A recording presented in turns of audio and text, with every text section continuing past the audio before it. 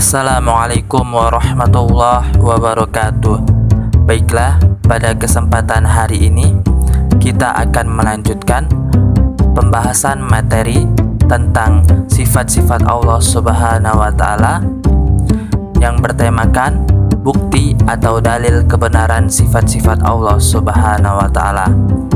Yang kita akan bahas pada poin A dan B, yaitu pengertian dalil akli dan nakli. B, bukti dalil akli dan dalil nakli tentang sifat-sifat Allah Subhanahu wa Ta'ala. A, pengertian dalil akli dan nakli. Pengertian dalil akli dalam bahasa Arab mempunyai beberapa arti, yang diantaranya adalah kebijakan, denda, atau suatu tindakan yang baik dan tepat.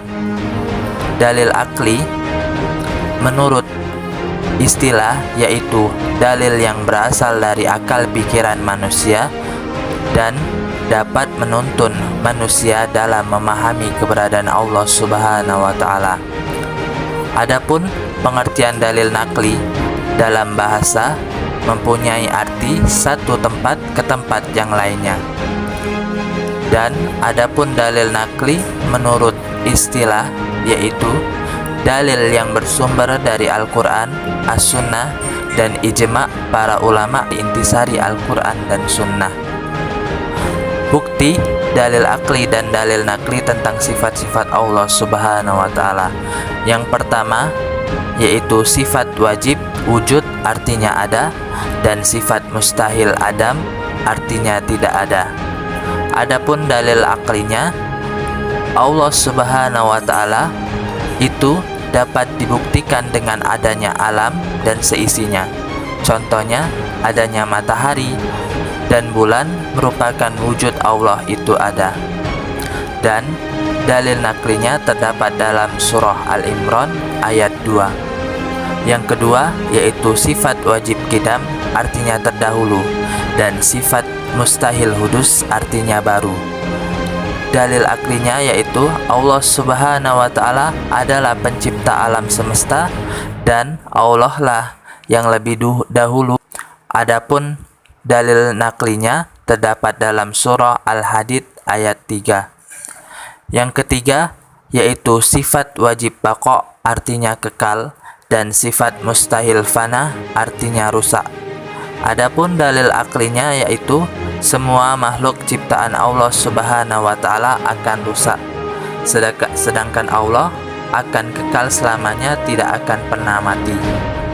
Adapun dalil naklinya terdapat dalam Quran surah Ar-Rahman ayat 26 dan 27. Yang keempat, sifat wajib mukhalafatul lil hawadisi, artinya berbeda-beda dengan makhluk, dan sifat mustahilnya yaitu mumsalatul lil hawadisi, artinya serupa dengan makhluk. Adapun dalil aklinya, Allah Subhanahu wa Ta'ala itu memiliki sifat yang sempurna dan sifatnya.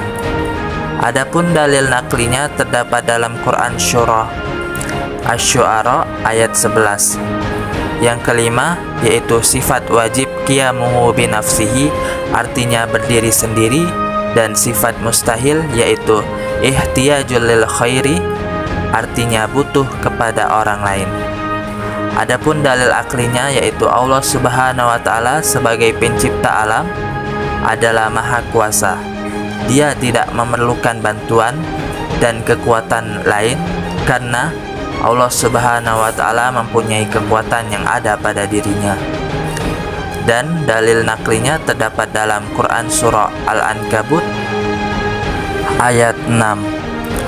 Yang keenam yaitu sifat wajib wahdaniyah, artinya esa, dan sifat mustahil ta'addud, artinya terbilang. Adapun dalil aklinya yaitu manusia dituntut untuk meyakini bahwa wujud Allah Subhanahu wa Ta'ala itu satu, tidak terbilang. Adapun dalil naklinya terdapat dalam Quran surah Al-Ikhlas ayat 1. Yang ketujuh yaitu sifat wajib qudrat, artinya kuasa, dan sifat mustahil ajazun, artinya lemah.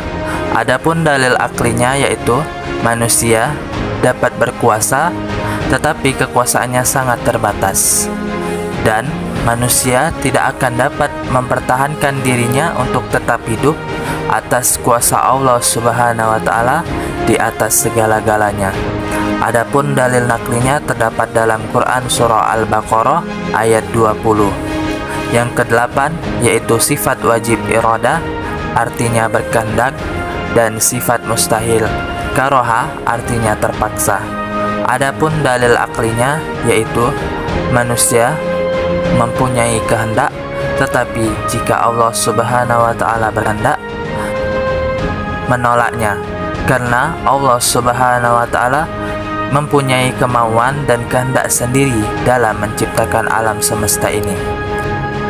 Adapun dalil naklinya terdapat dalam Quran surah Yasin ayat 2. Yang ke-9 yaitu sifat wajib ilmun, artinya mengetahui, dan sifat mustahil jahlun, artinya bodoh. Adapun dalil aklinya yaitu akal sehat pasti mengakui bahwa orang yang membuat sesuatu pasti mengetahui sesuatu yang akan dibuat.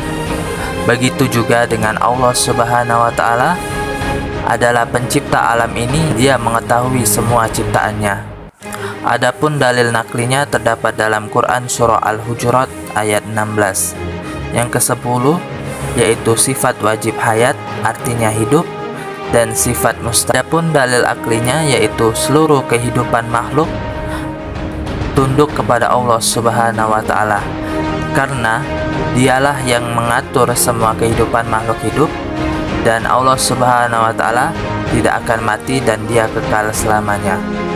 Adapun dalil naklinya terdapat Quran surah Al-Imran ayat 2. Baiklah, cukup sekian materi pada hari ini.